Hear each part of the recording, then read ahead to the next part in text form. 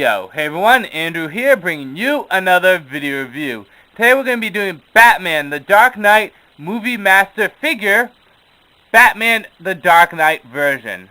There's a lot there, I know. The reason why I say that is because there's actually 4 Movie Master Batmans.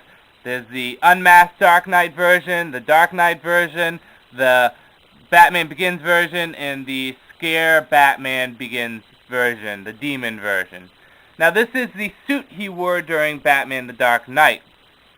And if you remember my original Movie Master review of the Batman Begins Batman and the Joker, I said I didn't really like the Batman Begins Movie Master version. I said the shoulders just weren't broad enough. You know, the whole abdomen region was kind of funky. The cape was absolutely horrid. And he was shorter than the Joker. Now, for the sake of comparisons, I will be bringing back later in this review to compare and contrast the two figures. Now, let's actually get into this figure. First, he does come with evidence. Yes, a mask. Nothing really big there. Whatever, it's a mask. But let's get into the figure itself. Now, this figure has good articulation, as with most of the Movie Master figures. You know, his feet bend, his knees bend, the whole entire quadricep region spins. Legs can go out and up and out that way. The waist can spin, but only so slightly because of the belt. His abdomen region, it looks like it can bend, but mine doesn't. But it does. I know, it sounds kind of funky. Mine does not do it. It's really tight. So, maybe it's like that with all figures, I don't know. His elbows do bend. The wrists do spin all the way around, and his arms can go out, but only so far because of the shoulder padding. Then there's risk of breaking the shoulder pads if you go any further, and the head does move all the way around. Now the belt is actually kind of loose, which is nice because it makes it feel like it's an accessory, but you know, you don't want to play with it too much because you might actually rip it off and you won't be able to get back on.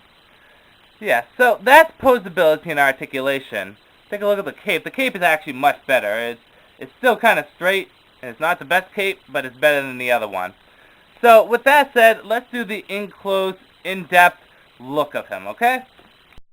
Okay, here is the Dark Knight version of Batman, which we were just looking at. And here's the Batman Begins version of Batman, both Movie Master line. This is what I reviewed a while back. Now, just take a look at them height-wise. Clearly, this Batman is a lot taller. Just take a look. See? Yes. So that's good, because he's actually taller than the Joker, which is nice. Let's just take an in-depth look at the Dark Knight Batman. Now, he has a lot of detailing on him. I want to say almost like chainmail detailing in the arms and the leg sections. Now, the chest region is nice, because you may not see it on the camera, but this section right there, towards the nipple area, right under the bat signal, it's actually kind of a navy blue, light gray, which gives it 2 different colors in the figure, which is nice. The face is very nicely detailed, the eyes are very nicely detailed.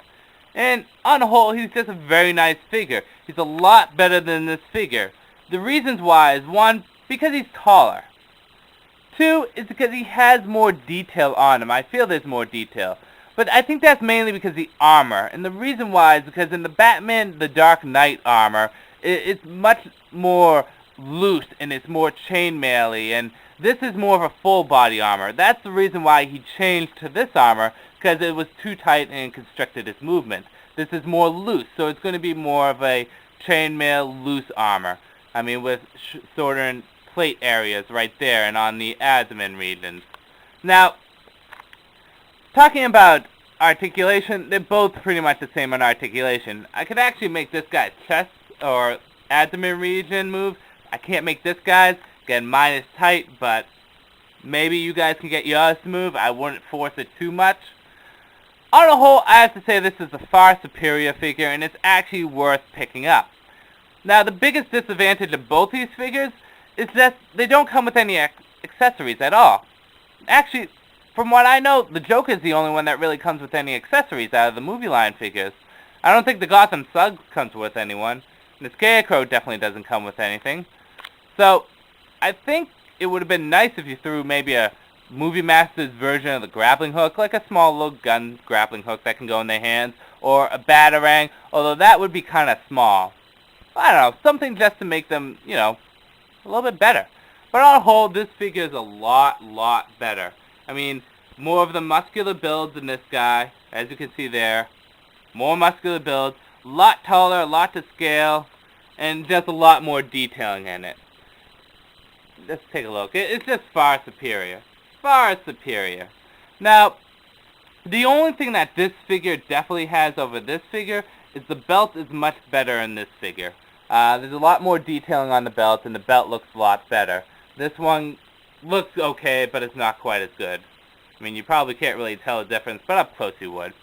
Now, when it comes down to it, get this one first if you are going to get both of them. But if you had to choose just one, get this one. He's just the cat's meow.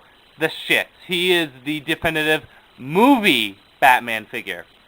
Movie. He's not the best Batman figure, but he's definitely the best of the movie Batman figures.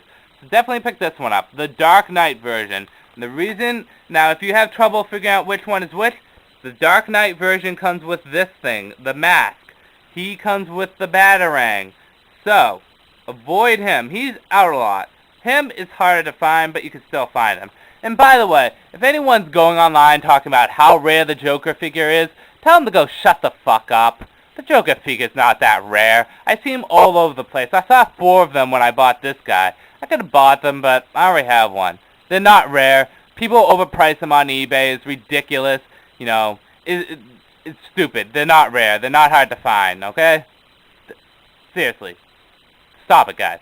It's annoying the shit out of me. Anyways, with that said, definitely pick up the Batman, the Dark Knight Movie Masters version. And if you feel like doing it, you might as well pick out the Batman Begins version, but unless you're a diehard Batman fan, avoid it. So pick them up. Much better, okay? This is Andrew. I'm going to say peace out for now.